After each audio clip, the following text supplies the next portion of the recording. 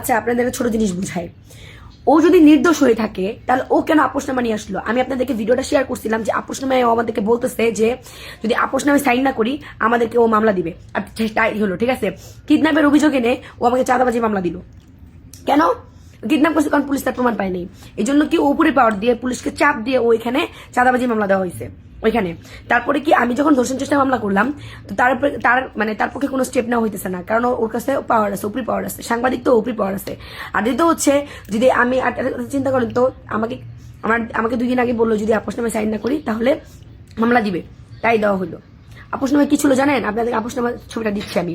আপোষনামায় ছিল যে ও লিখছে যে মুক্তিপণ আমি ওকে মারধর করছি, মুক্তিপণ নিছি, ওকে পরে ছেড়ে দিছি কিডন্যাপ করে এনে। আমি কেন সাইন করবো? তো মিথ্যা কথা, আমি কেন সাইন করবো? এই জন্য আমি সাইন করি নেই, ঠিক আছে। এই জন্য আমাকে মামলা দিল, তাও চাঁদাবাজির মামলা আর চুরির মামলা, চাঁদাবাজি চুরির মামলা। ও 4 নম্বর আসামিকে মানে ইনজাম ভাই যিনি তাকে মানে অভিযুক্ত করছে, ও তাকে বলছে যদি আপনি রাজসাক্ষী হন তাহলে হচ্ছে আপনাকে এই মামলায় ফাঁসাবো না। কিন্তু উনি বলছে আমি কেন রাজসাক্ষী হব? কারণ আমি তো সবকিছু জানি, আমি কেন রাজসাক্ষী হবো?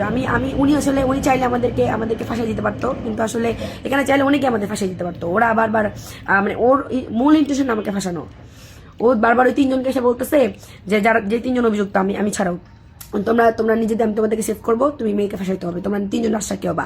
কিন্তু ওরা এটাতে রাজি হয় নাই। কেন আমরা রাজসাক্ষী হবো? কারণ আমরা তো সব জানি। কেন আমরা রাজসাক্ষী হবো? আমরা 70টার জন্য আমরা থাকবো, ওয়েট করবো।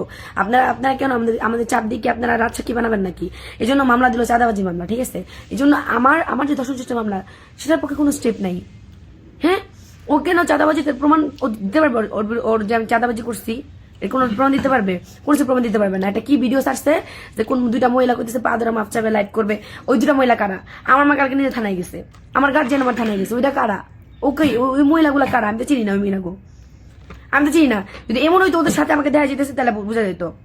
আর দুর্জয়ের যে কলিগগুলা ওরা এসে আমাদেরকে অফার দিতেছে যে কি যে আমাদেরকে না, সরি আমাকে না, আমাকে ফাঁসিয়ে দেওয়ার জন্য আমার যারা ছিল আমাদের সাথে আমার ভাইদেরকে বলতেছে কি যে তুমি এই মেয়েকে ফাঁসিয়ে দাও, তোমরা বের হয়ে যাও।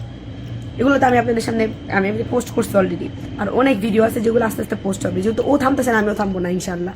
আমি বলে এটা বিচার চাই, প্রশাসনের কাছে বিচার চাই, আপনাদের কাছে বিচার চাই যে কার দোষ এখানে। ও আমাদেরকে আপোষনামায় সাইন করতে বসে, আমরা সাইন করে না দেখে আমাদের বিরুদ্ধে মামলা দিছে প্রথমত।